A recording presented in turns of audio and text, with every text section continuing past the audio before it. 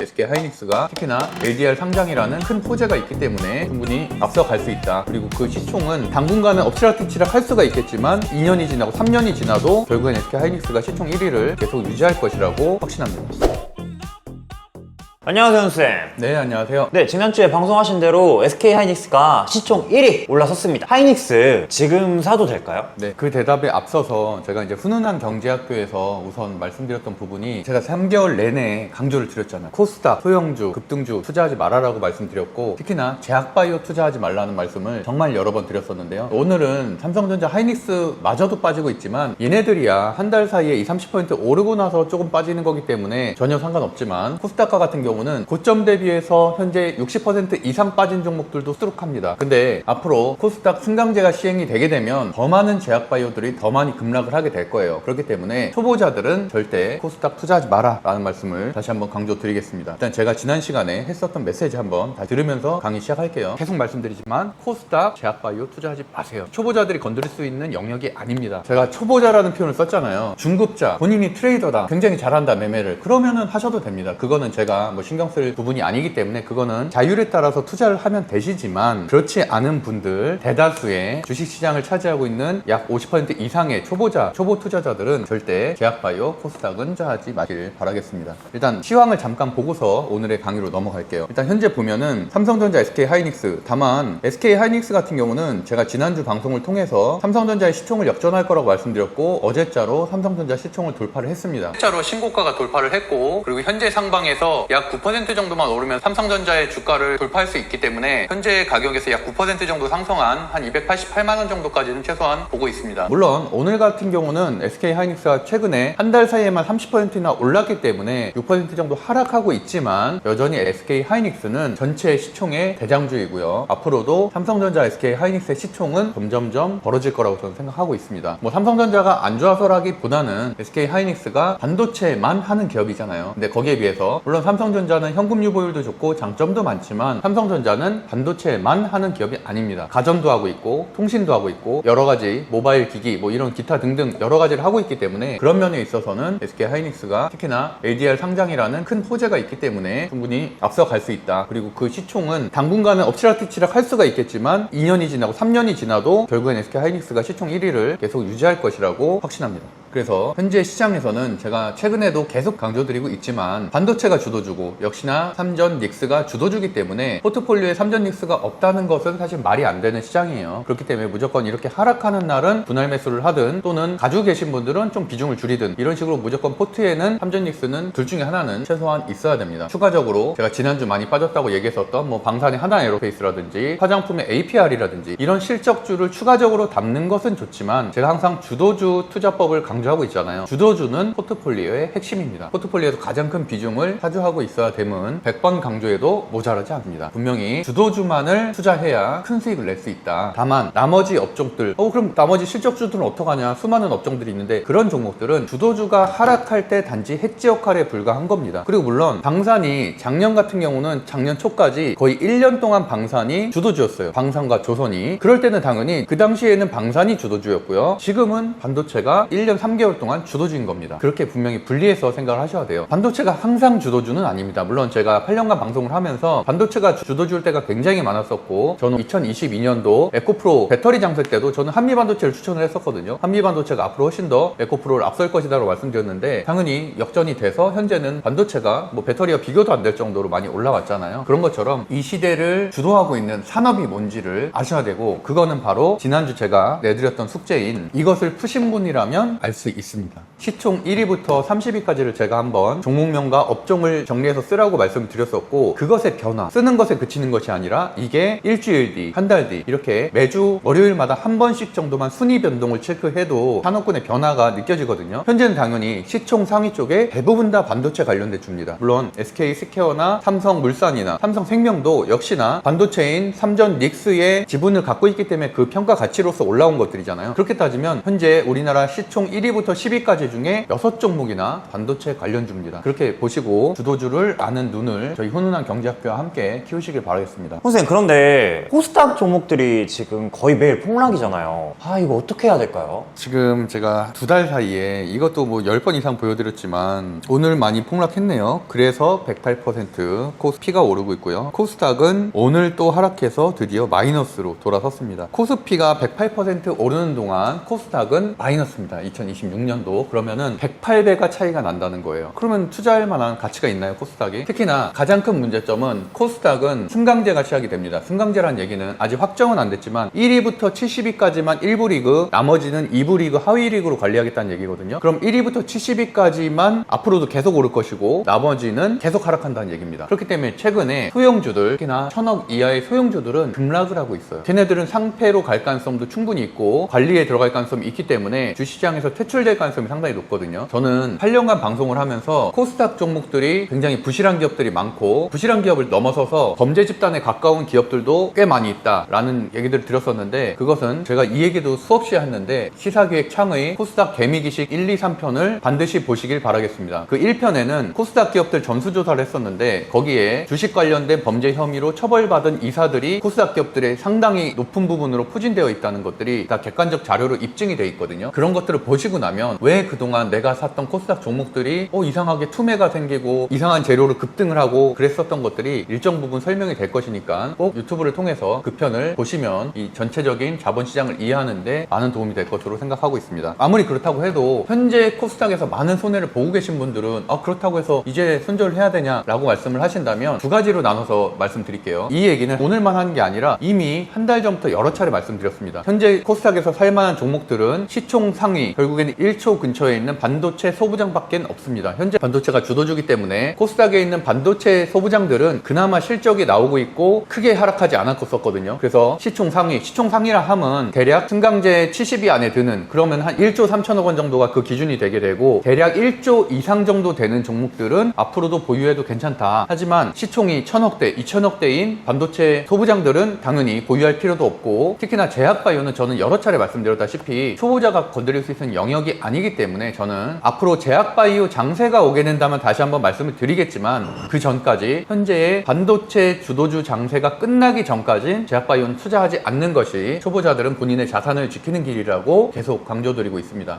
근데 훈쌤, 저를 비롯한 주식 초보자들은 지금 같은 급등장, 급락장이 너무 무섭거든요. 주식 투자 이거 어떻게 해야 됩니까? 최근에 주식을 처음 시작하신 분들이 상당히 많잖아요. 이 일은 정확히 5년 전인 코로나 때 똑같이 반복이 됐습니다. 코로나 때 동학 개미운동이라고 해서 끝물을 탄 투자자들이 상당히 많았었죠. 뭐냐면 카카오가 갑자기 막 3배씩 오르고 네이버가 3배씩 오르고 하니까 너도 나도 뒤늦게서야 카카오를 고점에 사서 현재 마이너스 7, 80% 이신 분들도 분명히 있을 거예요. 근데 그때도 제가 여러 차례 방송을 하면서 말씀을 드렸지만 코로나 폭등장도 지금의 반도체 폭등장도 정상적인 장이 절대 아닙니다. 당연히 이 대세적인 상승 랠리가 끝나고 난다면 향후 3, 4년 정도는 박스권 조정장일 가능성이 상당히 높아요. 왜냐면 코로나 상승장 때도 1년 6개월 정도 급등을 한 이후에 2년 정도 하락을 했습니다. 그러니까 당연히 뭐 추세대를 안 볼 수 없는데 사실 지금은 엄청난 급등장세이기 때문에 뭐 지금 추세대를 그릴 수도 없지만 그 당시 2020년도를 추세대를 그려보면 보시는 것처럼 약 12년간 박스권을 잃었다는 걸 알 수가 있습니다. 그런데 이 코로나 상승장 때 이러한 급등이 일어났죠. 우리나라는 지난 10년간 약 코스피가 4% 정도 성장하던 체력을 가진 국가였습니다. 그랬는데 코로나 상승장 때 무려 25% 정도 올랐습니다. 그렇기 때문에 평상시에 4% 오르던 펀더멘털이 약 6배 정도는 더 올랐기 때문에 당연히 원상태 주가로 가는 건 당연한 일입니다. 물론 지금은 AI 상승 사이클 속에 있고 SK 하이닉스가 실적이 굉장히 좋다는 것은 부인할 수가 없지만 분명히 현재 9,000포인트, 10,000포인트에서 다시 7,000포인트, 6,000포인트로 어느 정도 사이클에 맞게 하락할 거라는 것은 당연한 일입니다. 상식적인 일이고 당연한 일입니다. 왜냐면 매번 이런 장세가 유지가 되려면 매번 실적이 2배 이상으로 증가를 해야 되는데 그런 일은 상식적으로 일어날 수가 없죠. 누구든지 이 상승장 랠리를 즐기는 것은 좋지만 앞으로 언젠간 도래하게 될 하락장 그리고 기간 조정장을 반드시 대비를 해야 되고 그것이 어떻게 보면 새로운 뉴노멀이 될 가능성이 있기 때문에 지금의 상승장에 취해 있지 마시고 훈훈한 경제학교와 함께 원칙을 공부해서 안정적인 수익을 내는 투자자가 되시길 바랍니다. 바라겠습니다. 그래서 오늘 중급 3강에서 다룰 부분은 바로 투자 포지션에 대한 내용입니다. 저는 약 지난 8년간 3,000명 이상을 가르치면서 1대1로 인터뷰를 하게 될 때 포지션, 본인이 어떤 투자자인지, 스윙 투자자인지, 단타 투자자인지, 또는 중장기 투자자인지, 트레이더인지 그 질문을 하거든요. 근데 그 질문에 명확하게 대답을 못하는 사람들이 굉장히 많습니다. 예를 들어서 4년 전에 저는 스윙 투자를 70% 정도 하고 있고 30% 정도는 데이 트레이딩을 하고 있습니다 라고 저는 말을 하고 있었거든요. 근데 현재는 데이 트레이딩은 5% 미만으로만 하고 있고 한 달 동안 데이 트레이딩 안 할 때가 훨씬 더 많습니다. 지금은 거의 95% 이상을 스윙 투자로 포지션을 잡고 있거든요. 그런 식으로 본인이 시장 상황에 맞게 그런 투자 포지션을 변경하는 것은 좋지만 그래도 내가 최소한 어떤 성향을 가진 투자자고 어떤 투자를 해야 되는지 방향성에 대해서는 명확하게 알아야 된다고 생각합니다. 그런 게 잡혀있지 않을 때가 본인이 뇌동매매를 하게 되고 확증 편향에 둘러싸여서 손절도 못하고 또 일절은 짧게 하고 이런 것들이 반복되는 투자를 할 수밖에 없습니다. 그래서 저희 훈훈한 경제학교에서는 여러 경험을 토대로 내린 결론은 결국엔 주도주, 실적주, 스윙 투자만이 수익을 극대화할 수 있는 방법이다 라고 얘기하고 있고 그것은 국내 주식이든 미국 주식이든 마찬가지입니다. 주식 투자의 방법은 많은 이론들이 있고 또 많은 투자자들이 있기 때문에 딱 정형화돼서 말할 수는 없지만 저는 한 4개 정도로 나눈다고 보는데요. 첫 번째로는 가치 투자입니다. 재무제표라든지 기업 공시라든지 산업 리포트라든지 증권사 리포트 이런 것들을 보면서 어떤 산업이 성장하고 있는지를 파악하고 그리고 우리